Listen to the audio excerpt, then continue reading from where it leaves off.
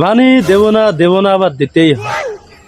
এই কয়দিন আগে রমজান মাস গেল না, শখের বাসে আমরা ইফতারি করতে গেলাম। তো ওই ইফতারিতে আমরা 4টা খেজুর কিনলাম কত টাকা দিয়ে ভাই? 108 টাকা। তো এই যে 2টার পরে হালকায় হাগামোতা কইরি যে পাম্পের দিকে দৌড়িয়ে আসলাম। বাড়ি থেকে আসতে 3 মিনিট লাগে, টাইনে আসলে আমাদের 5 মিনিট করে লাগিয়েছে। আসে সিরিয়াল পাইছি 237 নাম্বারে। ঘুম কাটাতে হবে, কফি খাইতে গেলাম। এখন 3 জন কফি খাই, বিল আসলো কত ভাই?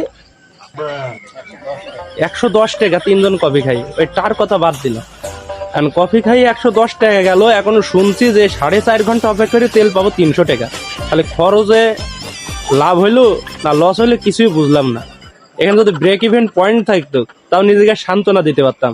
বাল জীবনটাই লস ভাই, এ হবে না, এ সংসার ববে।